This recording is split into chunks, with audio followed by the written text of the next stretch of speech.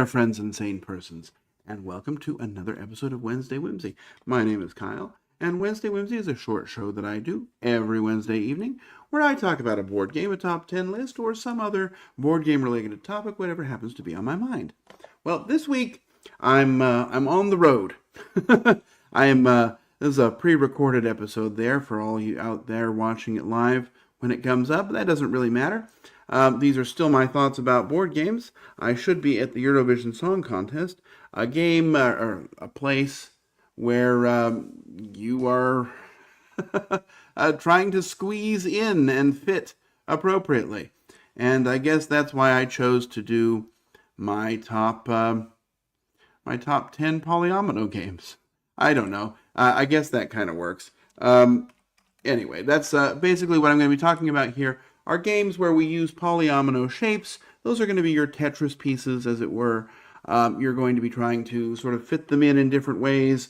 You're normally trying to fill things up and not leave any spaces. I mean, it's an old concept, but it's a very satisfying one. It's an interesting puzzle every time it comes about, where you're just trying to sort of make stuff fit. Anyway, I figured that would be a fun one to talk about this week. So let's get started at the beginning with our list. We're going to go through them. I'll tell you about each of these 10 games, and hopefully you'll find something new, or at least maybe remember something old. We'll tell you what I like them, and that's what we'll have. Let's go with number 10.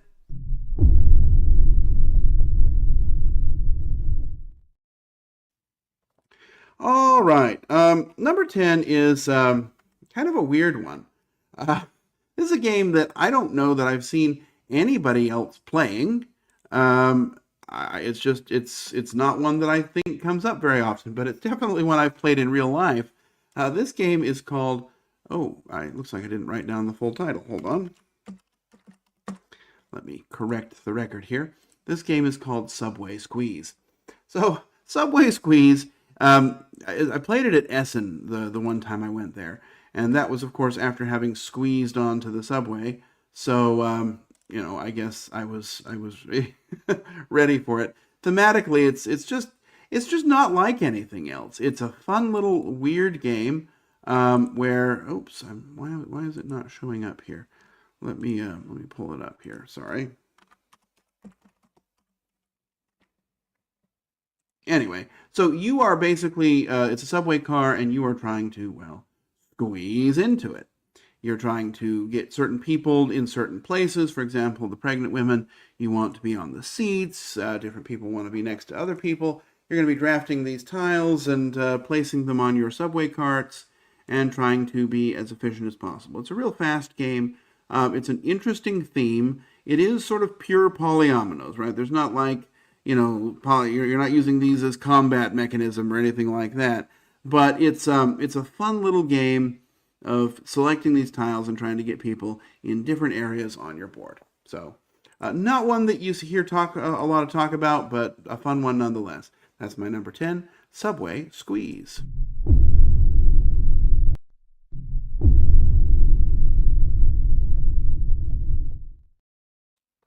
Yeah, I guess I did both numbers there. My number 9 is from a designer. There's two designers that really lead this area. This is the first one, and we'll talk about another game from this designer here in a minute. This game is a roll and write game, or flip and write game, I guess we're calling it. This is one where you're going to be drawing polyomino shapes on cards. The game is called Silver and Gold. So you're trying to fill out these cards as best you can. You're trying to cover up certain things so you can get treasures, and you're going to be drawing right on them. It was one of the first games that really used drawing on the cards as a mechanism. And by filling them up, you're going to get bonus points. It's very simple, but very fun and very satisfying as you try and fill in these cards, pick the right ones, and be as efficient as possible. A great little travel game, one I might even be tempted to bring with me on my trip to Eurovision. That's number 9, Silver and Gold. Let's go to number 8.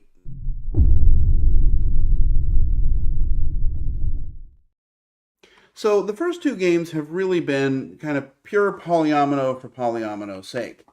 The next game is one of the first ones that kind of uses it in, I guess, a more intentional manner, trying to sort of make it part of a bigger whole so that it's not just placing things on the board. Not that there's anything wrong with it, but this game is called Rebuilding Seattle. And so in Rebuilding Seattle, there's a whole lot of polyomino madness going on here.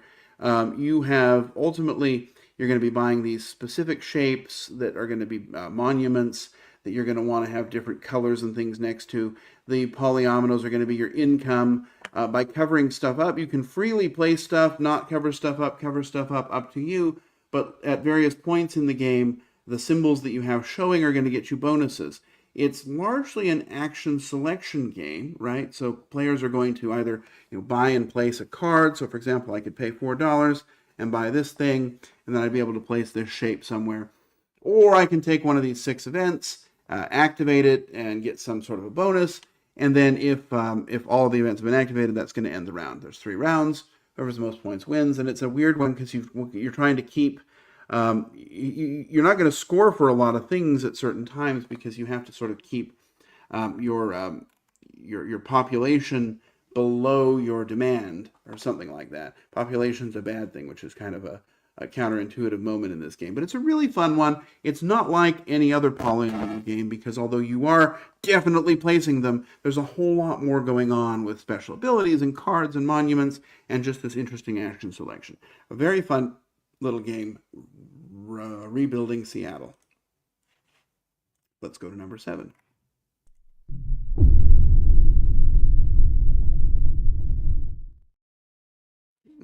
That's not number 7. Number 7 is another kind of pure polyomino game. This one is World Wonders.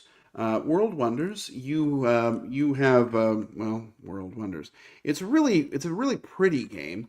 But what you're doing is you're ultimately going to be trying to buy stuff, fill up your board, keep certain things visible, and then you're going to want to be trying to get these World Wonders, which are worth most of the points.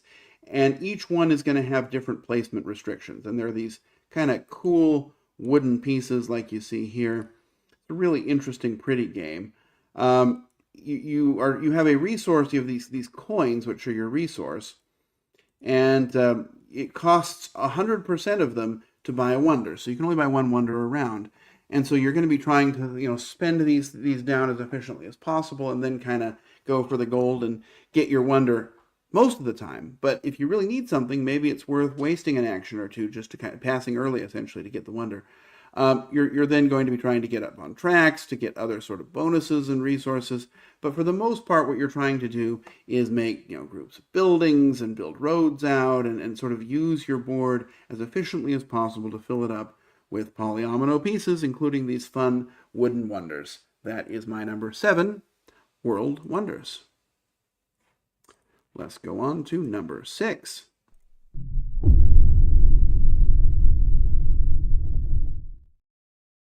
All right, my number 6 is another kind of pure polyomino game, but not quite. And this is a really weird one. It's kind of out there. The game is called Planet Unknown.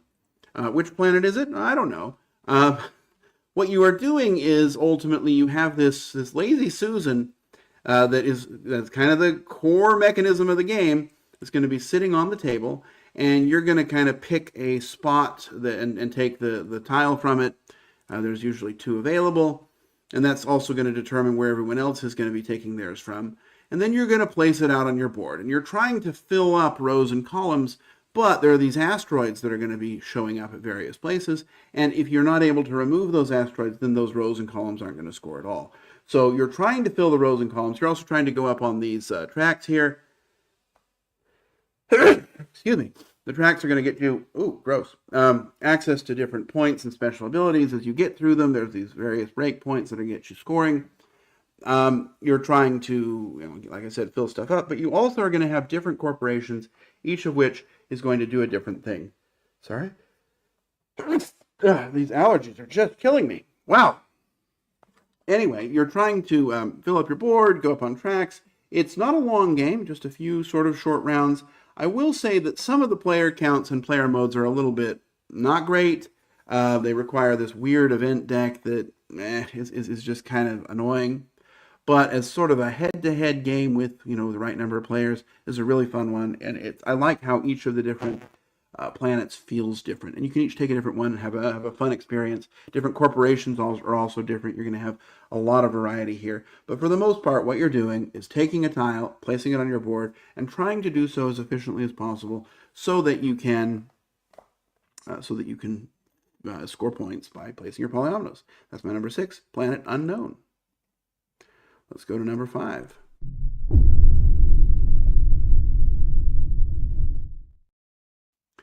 All right, number 5 is another one that approaches polyominoes very differently. You won't like it if you hate polyominoes, probably, but this is a very story-focused game. And the game is called Thorgal. Let's put it up here. Thorgal is, I guess, based on some, I think, French comic, maybe Polish, somebody's comic. And you're going to be playing through a map, and the map is going to have different quests and adventures. You're playing through a story. You're going to be taking actions and activating these little bonuses, and based upon where you activate it, it might get bonuses for things to its left or right or various other bonuses.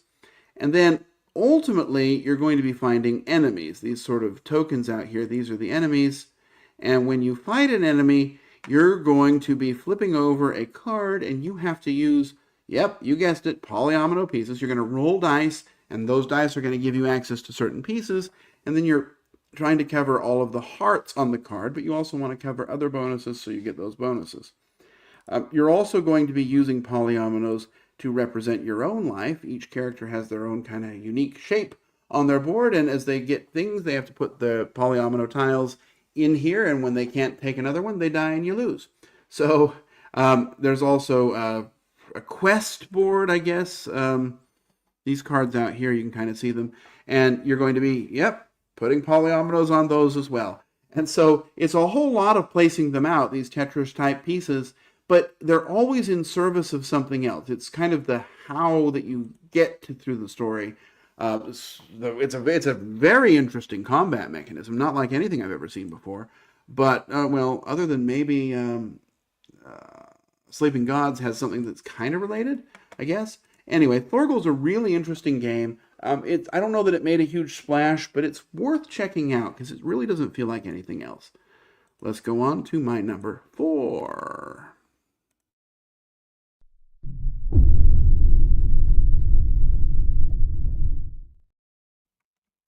All right, my number 4 is another pure polyomino game, and this one's there's another game that it's very closely related to called Bunny Kingdom, which has wonky scoring.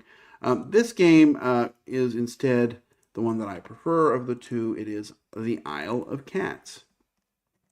In the Isle of Cats, you are ultimately trying to fill up your boat, and you want to fill up every space if possible. You want to cover all the rats, and you're going to be taking turns drafting cards first, and then you're going to be using those cards maybe to score things at the end of the game, or as resources that you'll use eventually to capture these cats. You'll pick them up, you'll put them out on your board, you want to make groupings of them. It's very polyomino heavy, but it's a really interesting one. I love the card drafting and the card play and the different ways that you can score. There's hundreds of cards in this game, a lot going on, but really kind of simple, and it was the hit of the cruise a couple years ago. So a really good one that you should not overlook, Isle of Cats. We're going to go now to the top 3.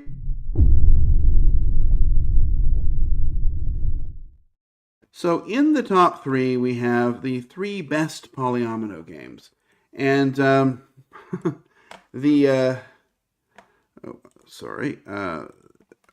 wrote the number wrong. Beautiful. I must be sleepy. My number 3 is, I mentioned earlier that we would be talking about a designer more than once, and it seems like this is the only one. I thought I would have Uwe Rosenberg on here again, but I didn't. This designer is Phil Walker Harding, and he did the game Silver and Gold. He also did my number 3, Bärenpark. And in Bärenpark, which really is just a snooty way to say bear zoo, bear park, you are building a zoo, but the zoo's only for bears and bear-like, and creatures with bear in their name, like panda bear. And yeah, What you're doing, though, is you're going to be, of course, you guessed it, drafting polyomino tiles and trying to fill up your board. As you fill your board, there's these, you're going to have this sort of main board, and each board, you can have a total of 4 at the end of the game. As you fill one up, you're going to get access to bonuses. As you cover up these symbols, you'll get access to bigger and better polyomino tiles. There's not, honestly, a whole lot more than that. There's some special bonuses you can get as well, but for the most part, what you're doing is trying to be as efficient as possible in taking these tiles and putting them out. The different tiles are worth different points. Often the bigger ones are going to be worth more, or some are worth more the earlier you get to them. What you take and place one turn is ultimately going to determine what you get access to in the next turn, so you got to be kind of mindful about it. But the rules are super simple. The game's real fun. Looks like I'm not showing it, of course. But yeah, you're trying to fill up these boards with your polyomino tiles, and again, what you draft, like if you cover up this red thing, this backhoe, it's going to get you a big tile, or these white ones are going to get you a medium tile, and the green ones are going to get you a crappy green tile. Lots going on here, but not lots of rules, and really a fun one that works well with lots of people. That's my number 3, Berlin Park. Let's go to number 2.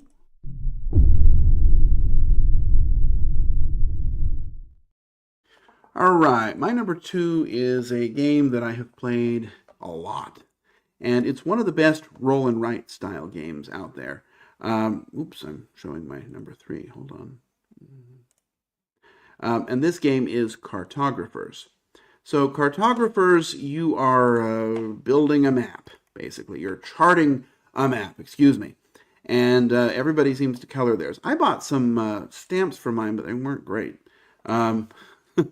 But you're trying to fill out this board. There's going to be a couple of things available each turn. Usually you'll flip over a card, and the card will have a couple of choices. And you're trying to surround mountains to get coins. Coins are going to be 8 points every round. There's also going to be bonus cards that you're going to be scoring for, like, have trees on each row or column, or whatever the bloom contorp is. Well, that's going to be it's going to be the sort of 2 and 3 of either a tree or a house. You're going to be drawing these. Everyone's kind of drawing their own. Occasionally, a monster will come along. When that happens, you're going to take somebody else's paper and draw a monster in an inconvenient location. 4 rounds of the game, everything scores up, and you're done. Real easy, real fun, real fast, and just a fantastic game with a lot to offer. That is my number 2, Cartographers. All right, time to go to my number 1.